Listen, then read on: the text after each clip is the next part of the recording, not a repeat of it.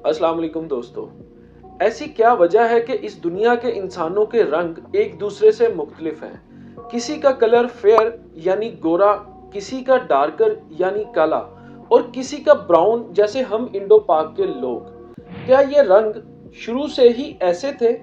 अगर नहीं तो ऐसी क्या चेंजेस आई जिनकी वजह से इंसान एक दूसरे से मुख्तलिफ नजर आने लगे और ये रंगों में तब्दीलियां आई? इन सब सवालों का जवाब जानने की कोशिश करेंगे इस वीडियो में। It's more like they almost blamed her for being black. They have been brainwashed over the last 50 years or so to believe that America is a racist society. 84-year-old shot him through the glass door, all for going to the wrong address. Black children don't get to be children. दोस्तों 1978 में American space agency NASA ने खला में एक satellite भेजी। इस satellite में total ozone mapping spectrometer नामी एक डिवाइस लगी हुई थी, जिसकी मदद से साइंटिस्ट ने जमीन पर पहुंचने वाली अल्ट्रावायलेट वेव्स का पता लगाया। ये सूरज से जमीन पर आने वाली शुआओं की एक किस्म है। जब साइंसदानों ने इन शुआओं के डेटा को इस जमीन पर रहने वाले इंसानों के स्किन कलर के डेटा से मैच किया तो तब इन्हें समझ आया कि असल में इंसानों में मुख्तलिफ स्किन कलर होने की वजह क्या है। हम इंसानों का जिस्म और रंग हमेशा से ऐसा नहीं था जैसा आज हमें नजर आता है। वक्त और मौसमी तब्दीलियों के साथ साथ ये बदलता रहा है। हजारों लाखों सालों में कई नस्लों से गुजरते हुए कई बदलाव नजर आए और इसे एवोल्यूशन कहा जाता है। साइंस के मुताबिक पहले इंसानों के जिस्म पूरी तरह से बालों से ढके हुआ करते थे और इनकी स्किन नजर नहीं आती थी। ये इस जमीन के इक्वेटर के पास रहते थे।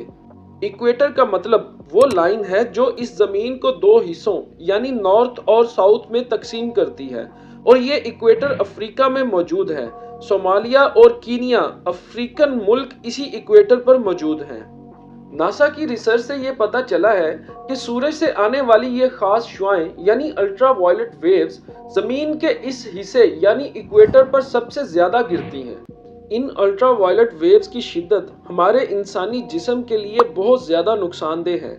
ये इंसानी जिस्म में मौजूद विटामिन फोलेट को खत्म कर देती है। ये विटामिन फोलेट हमारी नस्ल को आगे बढ़ाने यानी औलाद पैदा करने में अहम किरदार अदा करता है। इससे डीएनए प्रोडक्शन और सेल डिवीजन जैसे काम होते हैं। क्योंकि इंसान एवोल्यूशन यानी इर्तिका के अमल से गुजरा है तो इन शुआओं की शिद्दत से बचने के लिए इंसानों के अंदर एक खास किस्म का पिगमेंट पैदा होना शुरू हो गया जिसे मेलानिन कहते हैं। पिगमेंट एक ऐसा मादा है जो इंसानों, जानवरों और पौधों में पाया जाता है।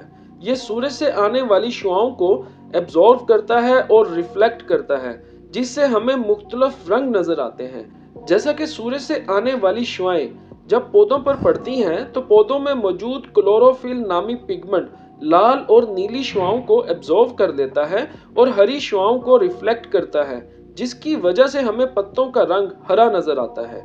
इसी तरह मेलानिन पिगमेंट जो हमारी स्किन में मौजूद होता है, ये सूरज से आने वाली बहुत सी शुआओं को एब्जॉर्ब कर लेता है और जिन लोगों में ये पिगमेंट ज्यादा मिकदार में होता है इनका रंग डार्कर यानी काला नजर आता है और इसी तरह जिन लोगों में इस पिगमेंट की मिकदार कम होती है उनका रंग गोरा नजर आता है और जिन लोगों में ये ना तो ज्यादा होता है और ना ही कम होता है तो उनका रंग ब्राउन नजर आता है, जैसा कि हम एशिया के लोग।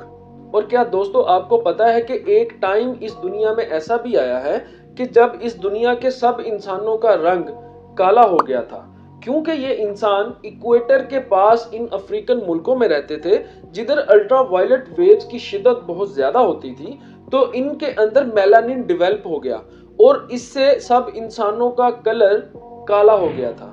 अब हमारे जहन में ये सवाल आएगा कि जब इस दुनिया के सारे इंसान डार्कर यानी काले हो गए थे तो ये मेलानिन कम या ज्यादा कैसे हो गया और इंसानों का रंग तब्दील कैसे हो गया?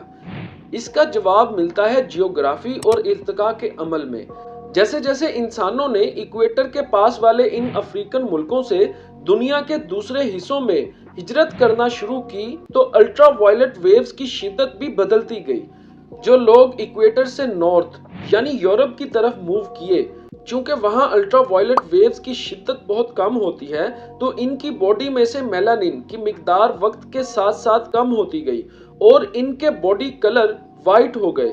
और जो अभी भी इक्वेटर के पास वाली कंट्रीज यानी अफ्रीकन कंट्रीज में लोग रहते हैं, उनके कलर अभी भी डार्कर हैं और एशिया में रहने वाले लोगों का ब्राउनिश कलर है। दोस्तों, अब हमारे जहन में ये सवाल आता है कि जब हम अपनी सोसाइटी में इर्द गिर्द देखते हैं तो बहुत सारे लोग हमें ऐसे नजर आते हैं जिनका कलर ब्राउन से डार्कर की तरफ जाता है। इनका कलर ब्राउन से डार्कर कैसे हुआ? इसका जवाब है जेनेटिक्स। दोस्तों, इस बरसगीर पर बहुत सारे इन्वेजन्स हुए हैं, बहुत सारे लोग बाहर से आकर इधर बसे हैं, तो हमें उन लोगों की हिस्ट्री का नहीं पता, कौन से लोग किस दुनिया के किस हिस्से से आए हैं। तो इसी वजह से हमें इस बरसगीर में लोगों के कलर डार्कर से ब्राउनिश की तरफ नजर आते हैं। तो दोस्तों, उम्मीद करता हूं कि ये वीडियो आपको इन्फॉर्मेटिव लगी होगी। कमेंट करके जरूर बताइएगा और अगर आप नए हैं हमारे चैनल पर तो इसको सब्सक्राइब जरूर कीजिएगा। तो मिलते हैं अगली वीडियो में। अल्लाह निगहबान।